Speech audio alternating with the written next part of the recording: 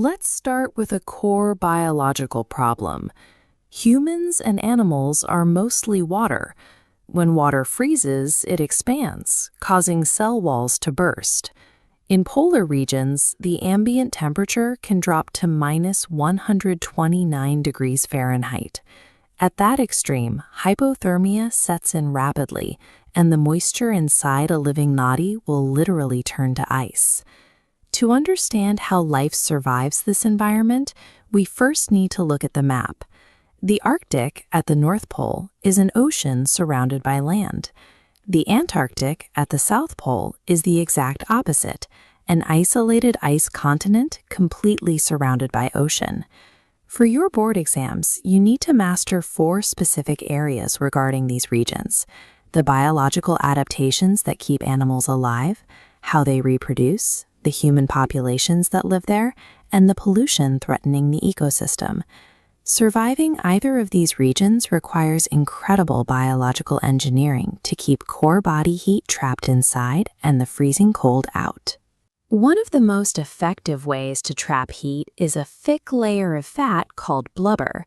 Marine mammals like whales, elephant seals, and dolphins rely on this specialized tissue because it has very low thermal conductivity, meaning it blocks core body heat from escaping into the freezing water. On land, polar bears have evolved a 2-part insulation system.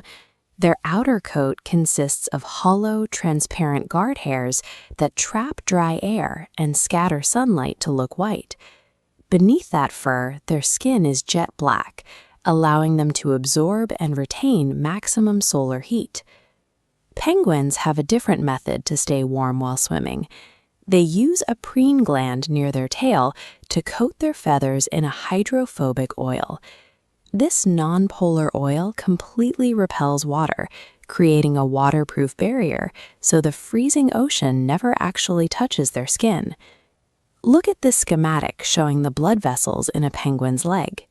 To keep their bare feet from freezing on the ice, they use a physiological mechanism called countercurrent heat exchange. The arteries carrying warm blood down from the heart wrap closely around the veins carrying cold blood back up from the feet. As the warm blood travels down, its heat transfers directly across the vessel walls into the cold blood returning to the core. By the time the blood reaches the toes, it is just barely above freezing. This internal heat conservation system ensures that precious energy goes toward protecting the vital organs in the body's core, rather than warming the extremities. Cold-blooded animals like polar fish cannot rely on thick fur or blubber. To survive sub-zero waters, they produce specialized antifreeze proteins. These proteins circulate directly in the fish's bloodstream. If tiny ice crystals start to form inside the animal, the proteins bind to the crystals and stop them from growing, physically preventing the body fluids from freezing solid. When physical and chemical defenses are pushed to their limits, animals use behavioral strategies. Some, like the Arctic ground squirrel, enter hibernation.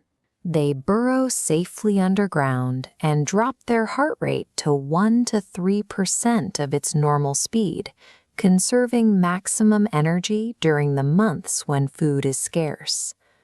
Other animals choose to avoid the winter entirely through migration. Humpback whales spend their summers feeding heavily in cold polar waters, but as the freeze sets in, they travel thousands of miles south to warmer tropical regions to safely breed and give birth. For those that stay through the harshest months, like emperor penguins, community is survival. They gather in massive huddles to share body heat, slowly rotating so everyone gets a turn in the warmer center. Because the environment is so punishing, polar reproduction is strictly timed so that young are born or hatched only during the brief summer thaw when food is available. Whether it's deep sleep, traveling across the globe, or sharing warmth, behavioral strategies allow animals to survive environmental extremes that their bodies alone cannot endure. For your exam, you need to clearly differentiate between similar species. For instance, seals swim gracefully using their hind flippers, but are clumsy on land. Sea lions, on the other hand, can rotate their hind flippers forward to easily walk across the shoreline. Let's test your geographic recall. Which of these animals and human populations belong to the Arctic and which belong to the Antarctic? Let's check your answers. The Arctic region in the north is home to polar bears and permanent indigenous human populations like the Inuit.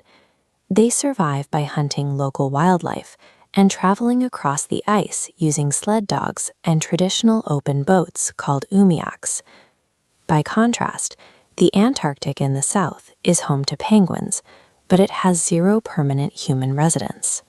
The only people living there are visiting scientists operating out of international research stations. Passing the geography section of the exam requires separating the specific facts of the two poles from generalized assumptions about life in the ice. While polar biology is highly resilient to the cold, it is extremely sensitive to external changes. Human activity introduces severe threats to these ecosystems through oil spills, marine plastic debris, and global warming. Rising global temperatures cause the polar ice sheets to break apart and melt earlier in the season. This directly removes the physical ice platforms that polar bears rely on to reach their hunting grounds. This flowchart illustrates the polar food web. When warming water melts the sea ice, the underlying algae die off. This destroys the krill population, starving the fish and seals, and ultimately the whales and bears at the top. Here is a complete breakdown of the physical adaptations, behavioral strategies, and geographical facts we've covered today. Pause the video here and take a screenshot to use as a study guide for your Class 8 exam.